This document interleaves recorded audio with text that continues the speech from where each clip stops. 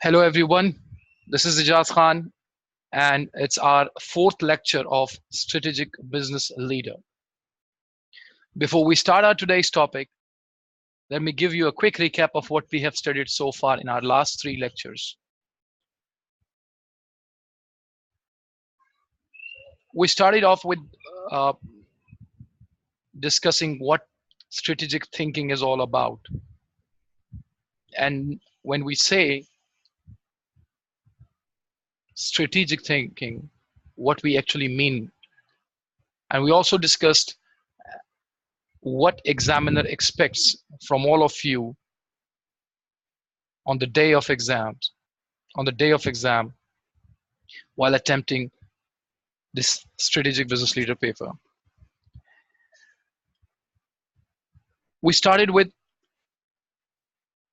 the strategic planning model proposed by Johnson, Scholes, and Whittington.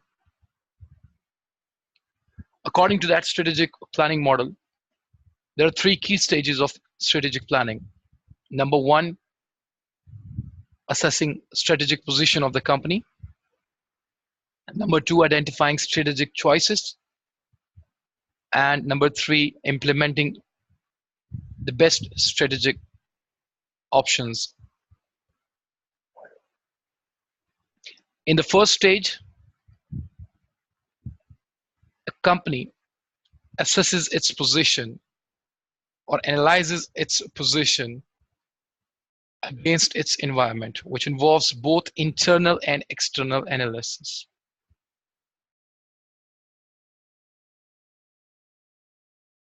According to this model, before any strategic planning,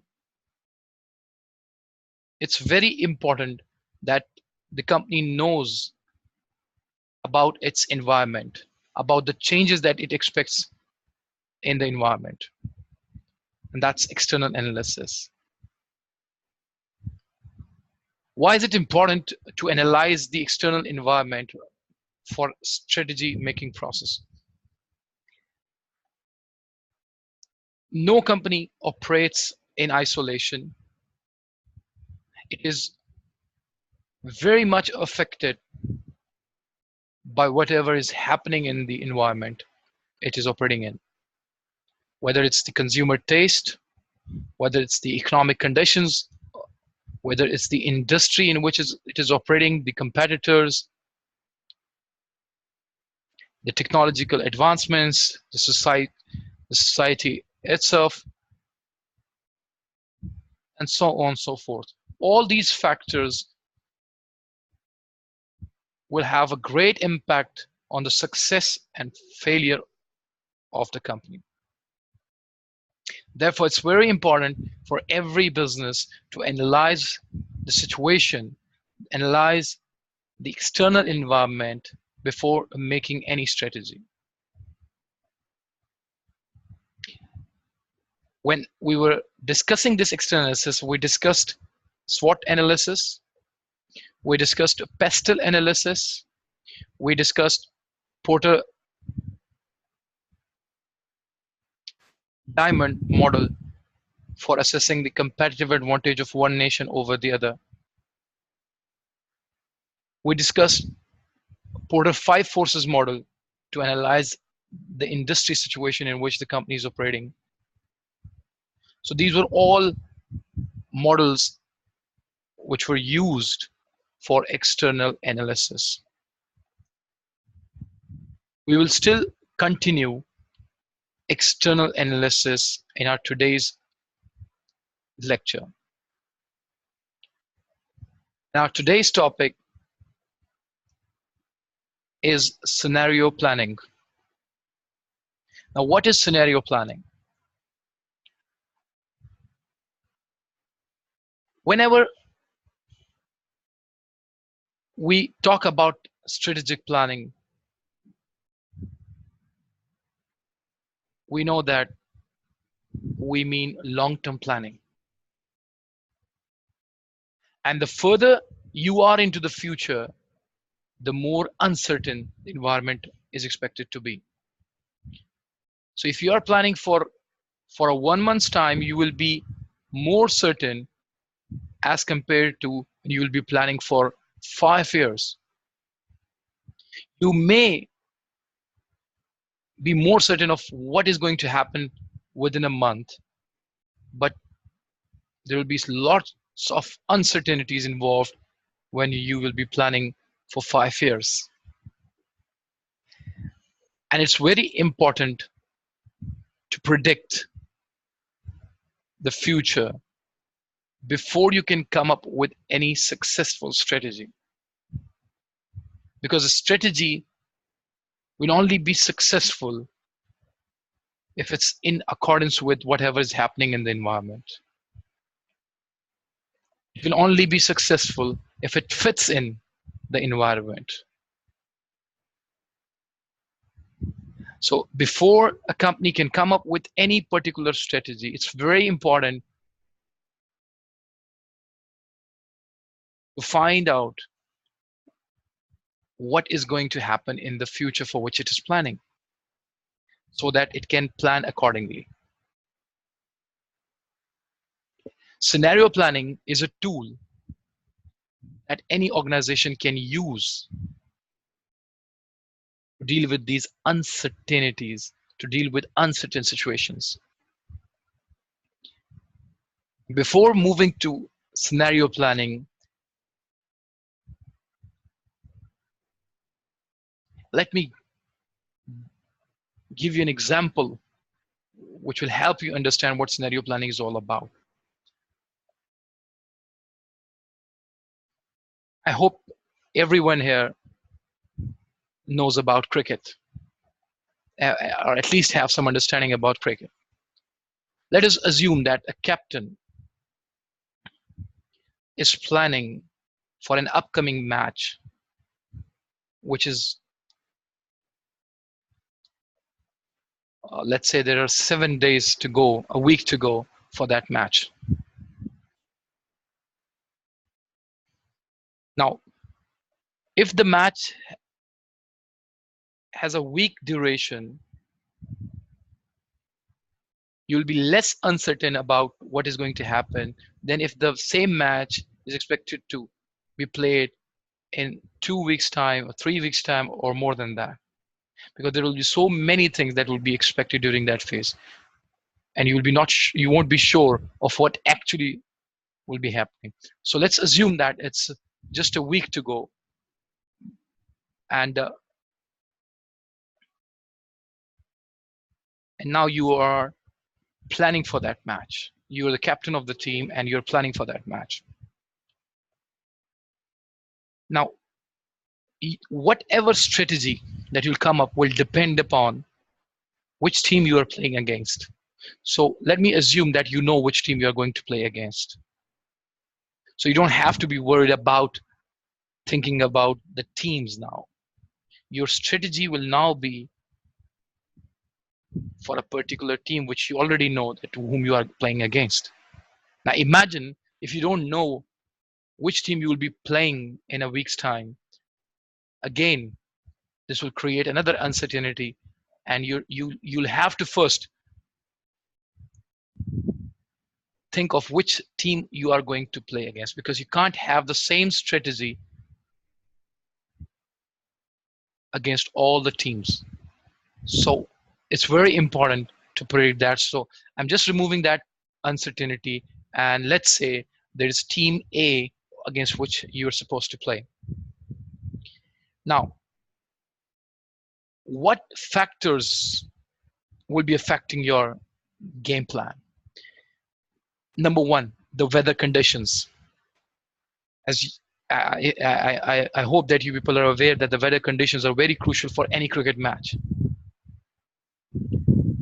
So weather conditions, yeah, and now this is one of the factors that will be affecting your strategy against that in that match.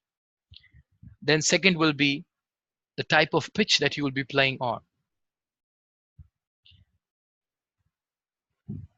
Third, who will be playing in your opponent's side? I mean the players.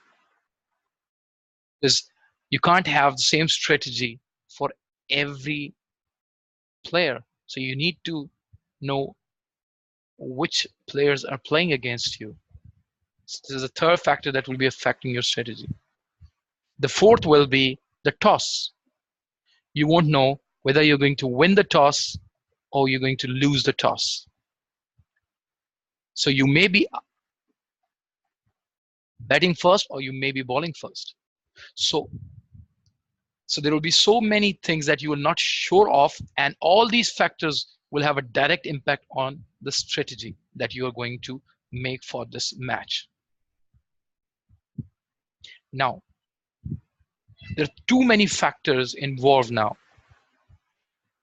And the combination of these factors will give rise to a particular situation called scenario. For example, let's assume that you have that there is a particular combination of team that you expect to be playing against you, 11 players playing against you. There will be other possible combinations as well. So let's say we have identified one of the combinations and we have identified the 11 players which are expected to be playing against you. Now you know about the players that will be playing against you. You're not sure whether this will be the team, but this is one of the possibilities that you'll be playing against this type of team. So you have identified that, number one. Let us assume that you are going to win the toss. Again, this is another condition. You may lose a toss in the same situation against the same team. So that will be another scenario. So we're just restricting it to a particular situation. So let's say you have identified the team. Now you have identified you will win the toss. That is one situation. You will win the toss. Thirdly, let's say it will be a sunny day, no rain. Though there could be rain as well. So we're just restricting it to a sunny day. So the 11 players already identified. The toss, you're assuming that you'll win the toss. Number three, it will be a sunny day. Number four, the pitch will be a dry pitch. Now, these four factors are now identified with their expected conditions. Now, these four factors, the combination of these four things will be called a scenario. Now, you come up with a scenario. Now, what should your strategy be? Definitely, you are playing to win this match. Now, you will come up with a strategy that will be best for this particular scenario. So if you win the match, you have identified the 11 players. It's a sunny day. It's a hard pitch. Now, what will be the probable strategy? Now, if you all know about cricket, if this is the case, the captain is going to bat first, because this will be an ideal situation. Bat first. So this will be the strategy. And a further strategy will be explored, like who is going to bat first, who will be coming one down, who will be coming and who will be followed. All the batting lineup will be set up, and who will be bowling, who will be the attackers, what will be your team selection in that case. So the strategy phase will now be there. But will this be enough? If you have designed the whole strategy in this particular situation, will this be enough? No. Because what if another combination of 11 players is expected? Will you have the same strategy? No. Now you will have to develop another scenario.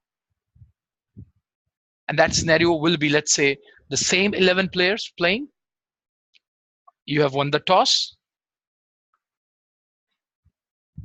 It's a sunny day, but the pitch is not a dry pitch. It's a wet pitch, or you can say it's a green top. There's a grass on the pitch. Now, what will be your strategy? Again, if you people know about cricket, when a pitch has a grass on it, it is usually considered to be good for bowling first. Now you cannot have the same strategy. So you should be ready for this situation as well. So you have another scenario building up, and you will have a new strategy for this. Now remember, you don't know situation or scenario A is going to occur, or scenario B is going to occur. So you're supposed to make strategies for both of these two. And there can be another scenario, and there can be another scenario, and there can be as many scenarios as possible. Now, this is basically scenario planning, where you try to come up with different possible scenarios, and then you formulate different strategies for those scenarios to give you a success. Now, which strategy is going to be actually implemented? It will purely depend on what will actually happen on the day of the match. But you will already have all the strategies. You can, and what's the beauty of scenario planning is that it gives you lead time. It gives you a time that you can set up multiple strategies for multiple conditions, and then you will have the luxury of choosing between multiple strategies when you come to know about a particular scenario arising. So on the day of the match, you may not have to think a lot about a strategy, because on that day you will come to know about the team playing against you, about the weather conditions, about the pitch, and about the toss, whether you have won or whether you've lost the toss. So you'll have a particular scenario, and you will already have a strategy for that scenario, and all you have to do is just to implement that strategy. And there's great chance that you may succeed, because your strategy will be a very well thought strategy, and it will be for that particular situation that you are facing at that moment. So this is what scenario planning is. So let's look at the formal process of scenario planning, that how we apply this process when we are planning for an organization. Well, what is basically scenario planning?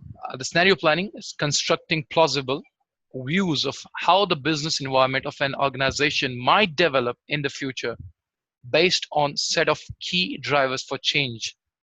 Like I discussed, the key drivers in case of that cricket match, the key drivers were the weather conditions, the pitch, the team selection, the toss, and other factors. So these were the key drivers there. So there will be different key drivers for any organization as well. So you have to identify those key drivers, and based on those key drivers, you have to come up with a particular scenario that you expect to unfold in the future. The complexity of the external environment makes it difficult for firms to predict the future. However, to help them plan and assess potential opportunities and threats, firms can develop scenarios based on the key influences and change drivers in the environment. Now, more importantly, it is that scenarios are not forecasts and predictions, but are plausible views of possible future conditions. Now, what does this line actually mean? Why are we saying it's not forecasts and predictions? Though we were talking about forecasts and predictions, but we still say that it's scenarios, or scenario planning is not actually forecasts. Why did we say this? When we say forecast, we usually mean numbers. And if you look at the cricket situation that I identified, we were not talking about numbers. We were actually talking about a particular scenario that may unfold in the future. So scenario planning is something, or is a situation that you expect to unfold based on different uncertain events occurring on a particular date or for a particular period. So it's not a one activity or one event that you're predicting. It's actually a whole situation that you are predicting. And the basic objective of scenario planning is to learn rather than predict the future. It's actually to know what is the possibility of getting a particular condition or particular situation, so that we can plan accordingly. Scenarios can be developed at a macro environmental level, because when you say about scenario analysis, you have to consider everything that might affect your strategy. So you have to consider all the factors, whether at micro level, the industry level, or at the macro level. So when it comes to a, uh, when it comes to scenario planning, you can use pestle analysis for identifying the key factors that will give rise to a particular scenario. And you know that the pest analysis, the key factors in the pest analysis are political conditions. So you may not be sure about what the political condition is going to be in the future. For example, if you have elections coming up and you don't know which party is going to win, so you can create a scenario out of that, and you can say, okay, maybe party A can win, or maybe the party B wins. So what will be your strategy in case party A wins, and what will be your strategy in case party B wins? But that's not it, because it's not enough to know which party is going to win. This is only one activity of the whole situation. You also have to look at what particular strategy or economic strategy that particular party will be having for the country. So you won't be knowing that what their decisions are likely to be. So you have to explore that particular situation to come up with a complete scenario. So pest analysis can be used for um, uh, identifying the key drivers of change. And then for industrial analysis, we can use Porter forces for coming up with a particular scenario. For example, as you know that the 5 factors in the Porter forces were the buying power. Let's talk about the buying power. You're not sure of what type of buying power you'll be facing. Will the buying power be high, or will the buying power of the customers will be low? So again, you've got 2 variations in a particular factor. The buying power could be at a higher side, or the buying power could be at the lower side. So you know that you can't have same strategy for both types of situations. So you can use Porter forces to come up with different scenarios. So there are 7 steps involved in scenario planning, but this is not something rigid. There are different models proposed by different people for scenario planning. So you don't have to memorize these points, because you're not supposed to reproduce these points in your exams. You actually have to apply the concept of scenario planning in a given situation. So you don't have to be memorizing these 7 steps. It's just to give you an idea of how you can build a scenario, or how you can use scenario planning for strategic planning. Actually, I've picked up this particular model from your from BPP, as it's your approved content provider. So I've picked up that model, but again, remember that you don't have to memorize the steps of these models.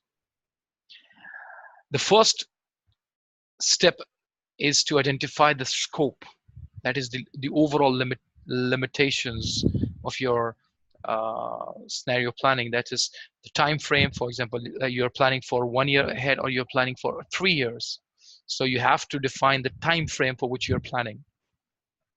Secondly, what products are you going to consider? Is it for a single product, or is it for multiple products? Then the markets for which you are creating different scenarios, you have to identify, and the major stakeholders whom you have to keep in your mind before coming up with a particular strategy. Then you have to identify those factors that we were talking about that will give rise to a particular scenario. And you can pick it from Pestle, or you can pick it from Porter forces, or both, depending upon whether you are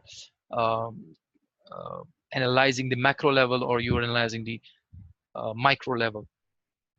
So you have to identify the key areas of uncertainties where you think that things might vary. Like I was talking about the buying power of customers. So if you see that the customers have a high buying power, or it may be a low buying power, so it means the situation is a bit uncertain. You're not sure of what's going to happen. So this is, and you know that buying power of customer is an important factor in shaping your strategy, and you are uncertain at the same time. So it will be a key factor for you in deriving a particular scenario. So there are two basic things that you must consider before identifying any factor as a key factor. Number one, the factor should have uncertainties involved. Secondly, that factor should be an important factor affecting your strategy, affecting your the success of your strategy, I would say.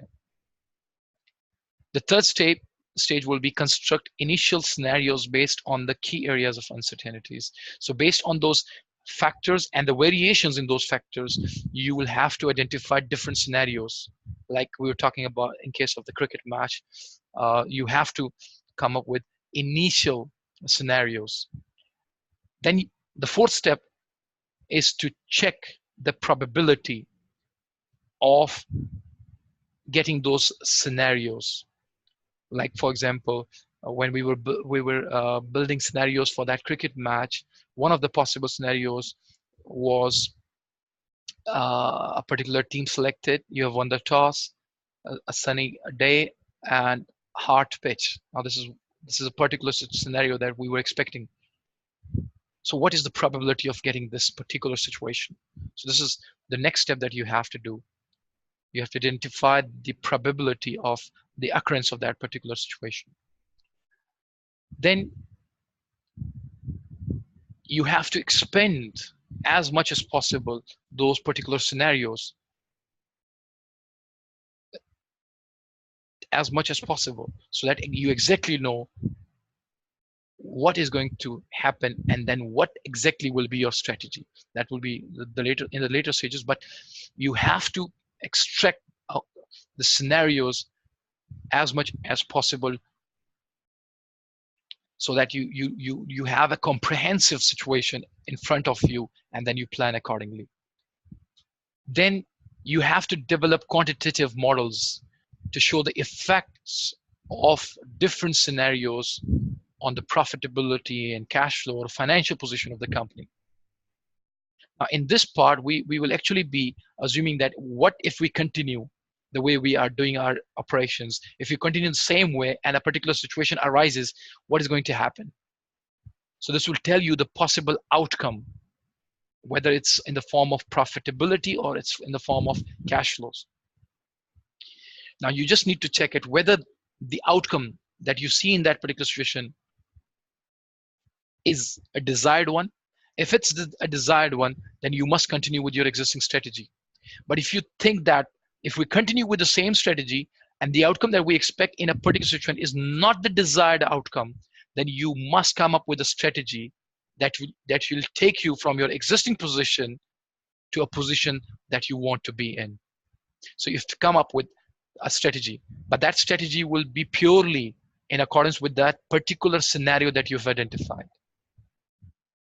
This will be the seventh step, that is coming up with a particular strategy for a particular scenario. Then you will have to explore another scenario as much as possible and then come up with another strategy. So the key thing to remember is that you are not required to explore many scenarios, because you can't plan for many scenarios. There will be a limitation. You need to have a time to come up with a strategy. So you cannot go for as many strategies as possible. So you will have to restrict yourself to a limited number of strategies so that you can effectively plan. So now this will depend on the expertise and experience of the management, that which key scenarios to be picked and for which key scenarios the company has to have a strategy. So I've just identified a small example to give you an idea of how a scenario planning may work for an automobile company. Let's say, let's assume that two key factors have been identified by one of the companies. And those two key factors are the fuel prices and the inclination of the consumers, the car users, towards environment. How they think or how they value environmental friendly products. So what's their inclination toward using environmental friendly products? So let's say that the company is not sure of what type of fuel prices it is will be expected in the future. So they have identified two variations in the fuel prices. They expect the fuel price to be at a higher side, or they expect the fuel price to be at the lower side. They're not sure what actually is going to happen, but they expect the fuel prices to be at high level, or they expect the fuel prices to be at the low levels. So on the y-axis, we have prices, the variations in the prices. On the x-axis, we have the consumer values. So let's say one of the possible scenarios might be that the fuel prices are high and consumers have inner directed values, and they are more concerned about the impact of the cars that they're using on the environment. So if this is the case, it will mean that these consumers will buy cars that consume less fuel, because if the fuel prices are high, definitely it will be a concern for a car user. So the car user will buy a car that will buy cars that will consume low fuel. So and at the same time, they will be buying cars that will have low CO2 emission. That is environment friendly cars. So they will be using smaller cars, which will be using less fuel and will have lower CO2 emission. That is having lowest impact on the environment. So now if this is the scenario that the company is expecting, the company's strategy will be to produce small cars. And imagine if the same thing happens and the company already has a strategy for that. You can see how successful this company will be, because it has already identified the situation and it has made a strategy that will best fit this particular situation. So this is one of the scenarios. This is one of the possible scenarios, but that's not it. What if the fuel prices are high, but the consumer's values, they don't care much about they don't care much about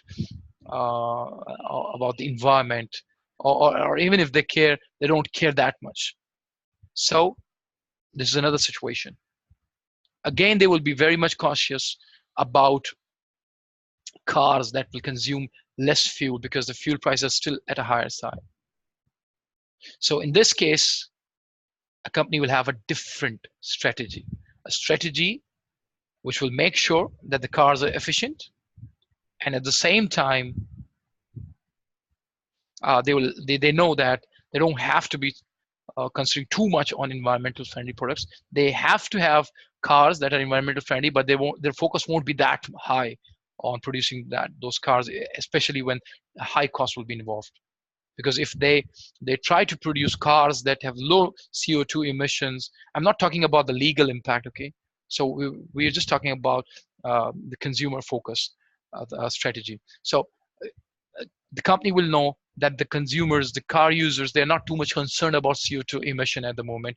So if producing less CO2 emission cars, if the cost will turn out to be high, the company will avoid producing such cars, because they know that it won't be a value-added service for the consumers. Then what will happen if the fuel prices are low, but you have consumers that are more environment friendly? So you know that now you will have customers who are least conscious about the fuel consumption, but they will be buying cars that are environmental friendly. So you can come up with sportier cars. Sportier cars, they usually consume more fuel, but are very environmental friendly. They're not powerful, so they don't emit more CO2, but they have more speed, so they consume more fuel. But you know that since the price of the fuel will be low, so it won't be a concern for the customers buying these cars. Similarly, what if the fuel prices are at lower side and the customers, they're not that much environmental friendly, they don't think about environment much, so you can have muscle cars, those cars that consume more fuel as the fuel prices are low, so it won't be a concern. So powerful cars, and you can come up with this particular strategy.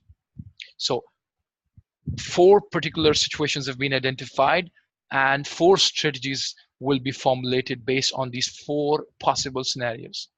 Definitely the company cannot have all those 4 strategies. So there will always be early indicators which will give an idea of the company's what is going to happen in the future.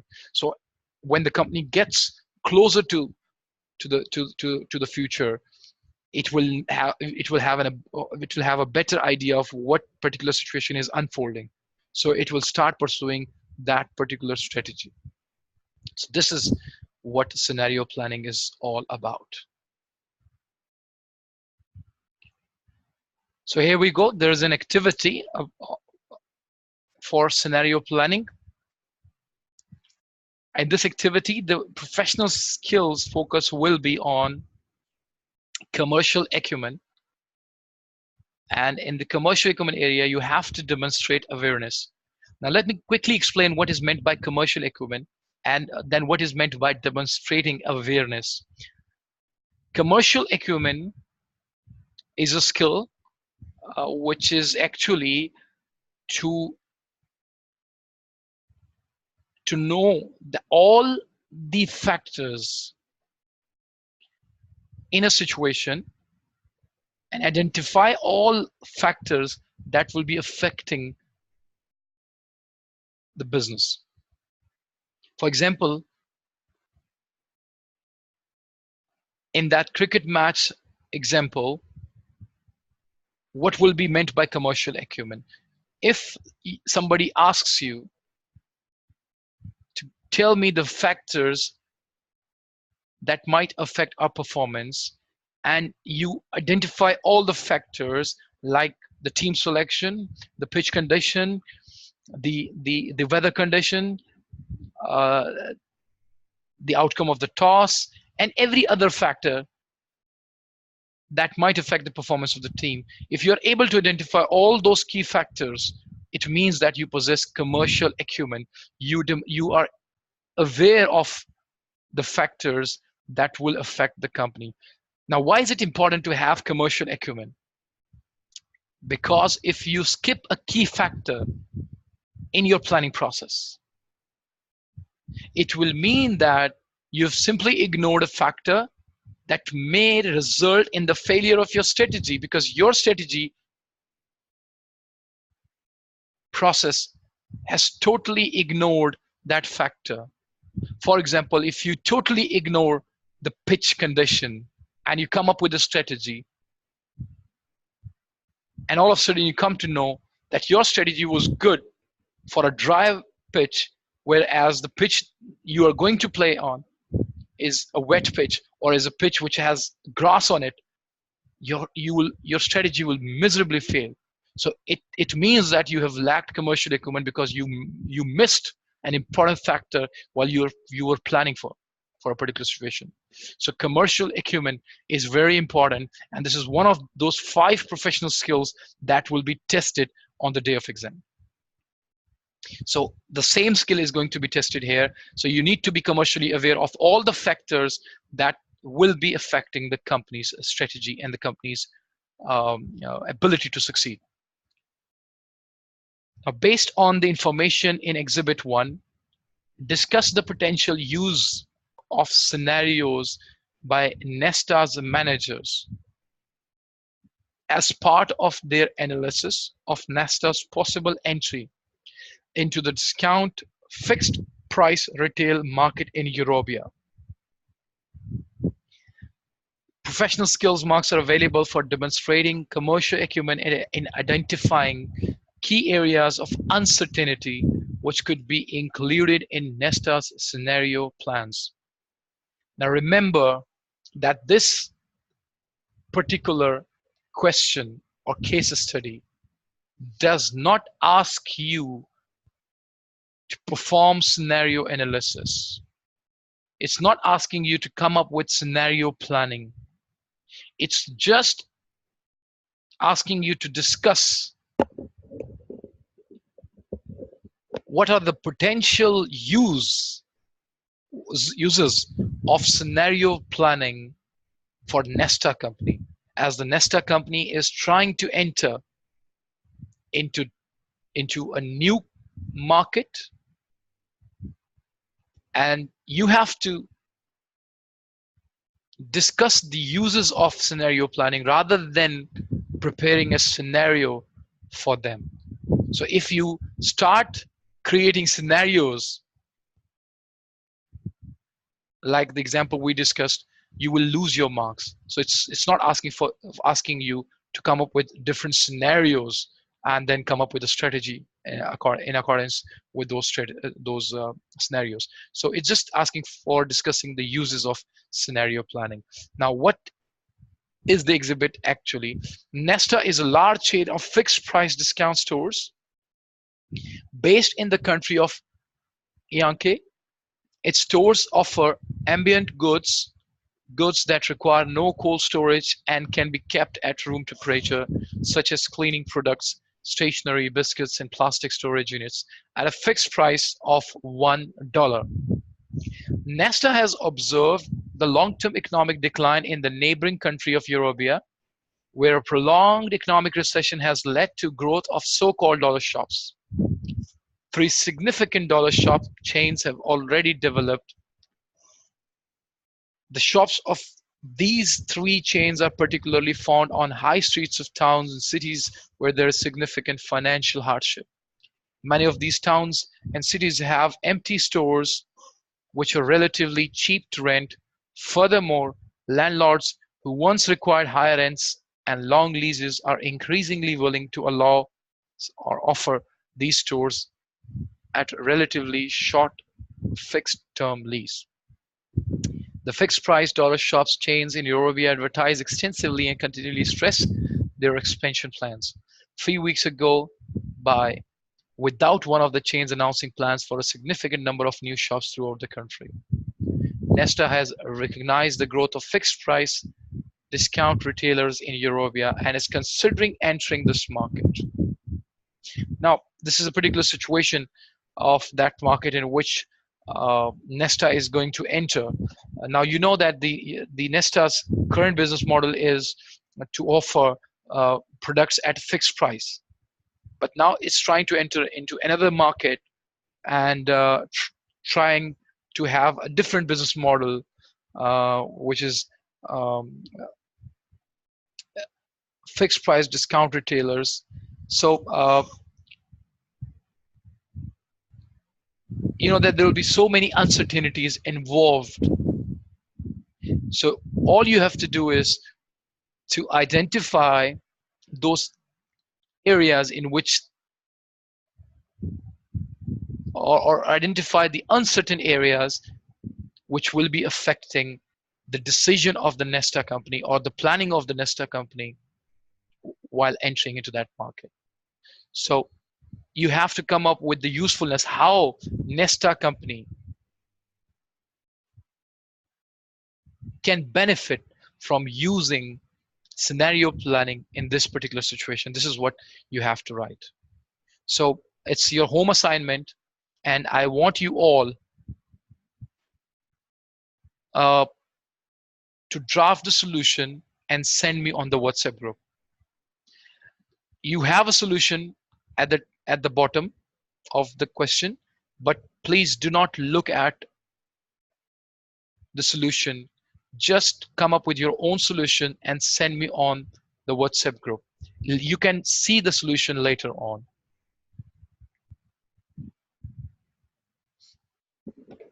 So we have discussed external analysis. We have discussed different models for analyzing external environment. Now it's time to go for internal analysis. Internal analysis is basically analyzing a company's situation with regards to its strengths and its weaknesses. It's actually the strengths and weaknesses that we must identify before we can make any strategy for success of the company. Now, when you talk about internal analysis, it's very important to analyze the strategic capability of any organization. Strategic capability is any organization's ability to survive in a competitive market and grow in that market as well. So the survival and growth of any organization will depend on its strategic capability. Strategic capability of the company is defined by the resources it has and the competencies it has.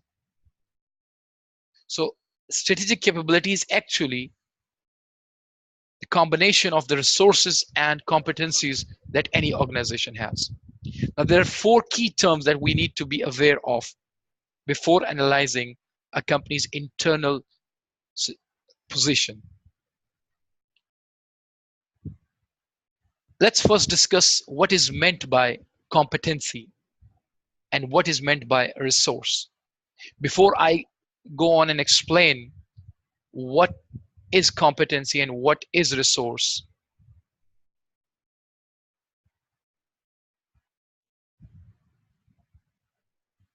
I want you people,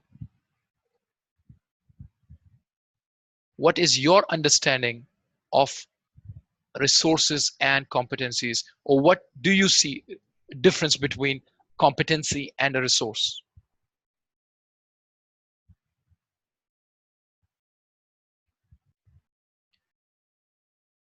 So a competency, a resource is actually the financial, the capital. It's a resource, the land, the building, the machines, the human capital. All these are resources for any organization. The way these resources are used to come up with a final product or service is called competency. The ability of an organization to use those resources to deliver a product or service is called competency. Now, what is meant by threshold competencies and what is meant by core competency? Every organization needs to have a minimum ability to use resources. That level of competency, which is must to have in order to stay in the business, will be called threshold competency. Whereas the core competency means the difference that a particular competency will create, or the competitive advantage that a particular competency will give to a particular organization over the others, is called core competency. Similarly, the minimum resources required to come up with a product which our competitors are giving, or a service that our competitors are giving. So the minimum level of resources required will be called threshold resources. And all those resources that will differentiate between us and competitors, that will give us competitive advantage to our organization over our competitors, will be called unique resources. So in order to stay in a particular business, Every organization needs to maintain threshold competencies and threshold resources, but that will not be enough. Organizations need to have core competencies and unique resources to get competitive advantage over the others. Now, why is it important to identify the threshold competencies and threshold resources and core competencies and unique resources for any organization? It is important because unless and until an organization knows about its minimum level of resources required and competencies, how will it make sure that it has those resources and competencies? Similarly, if they know what their core competency or unique resources are, they will be in a better position to exploit those resources and to gain competitive advantage. Many people or many organizations fail to identify their strengths. Though they have strengths, but they don't know they have strengths, and that becomes a reason of their failure. So very important to know what your core competencies and unique resources are. Unless and until you know that, you won't be able to come up with any successful strategy. So I hope now it's very much understood that what is meant by threshold competencies and what is meant by core competencies. Now let's look at the factors which will convert a competency into core competency and a resource into unique resource. Value. If you have a competency, that is ability to do something, and doing that creates a value, it adds something valuable to the product which the customer is valuing, or the resource that you have adds a value to the product. This is one of the factors that will give competitive advantage to one company over the other. So whatever competency and resource you have, it must add value to the end product or service that you're providing. A rarity. It should be something rare. It should not be something that everybody else is doing. Because if you're doing something that everybody else is doing, it may be a competency, but not a core competency. Similarly, if you have a resource, let's say you have a machine, a plant, which everybody else has also. So you can say you have a resource, but you cannot say it's a unique resource. It must be adding value. You must be producing a product with the help of that machine, which the customer is valuing. But are you the only one doing it? No, there are others also doing it. So rarity should be there in order to call a competency as core competency. Inimitability. If you are doing something or you're doing something in a particular way that nobody is doing at the moment, but there's a great chance that it will be copied anytime, then this competency is not a core competency, as something which will not give you a sustainable advantage, competitive advantage, can never be called as core competency because you can't rely on it for a longer period of time. Organizational support, and this is very important. This is extremely important. For example, you have a very, very good sales staff that no other organization has. You have a very competent sales staff. They are very good in convincing others to buy the products. But what if you are not able to deliver the products on time? It means that You don't have the organization's support. You don't have support from the other areas of the organization. That particular competency that you have, or that particular resource that you have, if it's not supported by the other parts of the organization will never ever be able to exploit it, will never be able to get benefit from it, because it needs support from other areas of the organization. And if there's no support available, that competency or resource cannot be called as your core competency or unique resource. So it's a very good tool to identify core competencies and unique resources of any organization. So every core competency and a unique resource should have all these four, must have all these four factors or qualities or characteristics in order to be called as core competency and unique resource.